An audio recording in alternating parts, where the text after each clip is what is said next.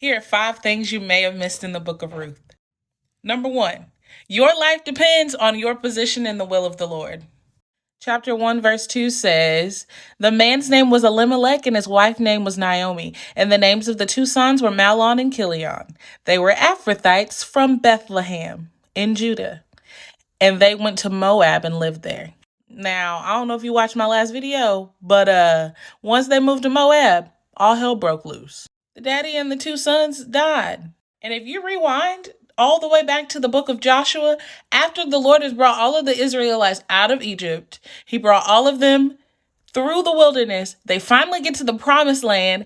They allotted the land that they were supposed to live in, and here we find them in Judah. So the very land that they had to pack up and leave from was the promised land that the Lord had already led them to. I say all of that to say the location in which the Lord has placed you has his protection and his provision. Don't move. Number 2, a lot of us don't notice that Ruth was having to carry Naomi in the faith. Naomi was so heartbroken over the loss of her husband and her 2 sons that she had pretty much given up her hope.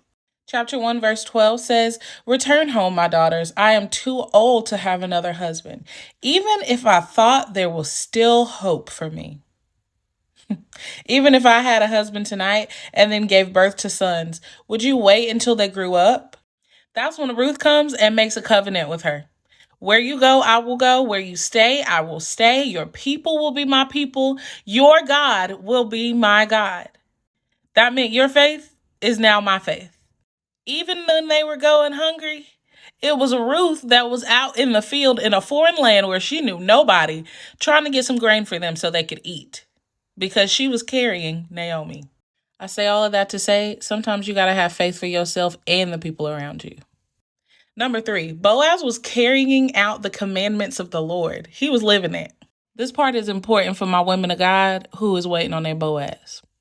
When Ruth goes to the field to glean, there was grain on the ground for her that she did not have to pick and harvest. That's because back in the Bible times, harvesters were instructed, if they dropped some grain, leave it. That way poor people could come and pick grain that they did not plant. It was blessing the poor. And we all know it's a commandment of the Lord to bless the poor. Isaiah 58, 6 and 7 says, is this not the fast that I have chosen? To loose the bonds of wickedness, to undo the heavy burdens, to let the oppressed go free, and that you break every yoke?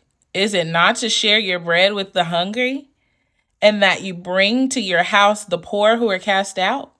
Y'all, that's scripture. I gotta do a part 2, I'm sorry.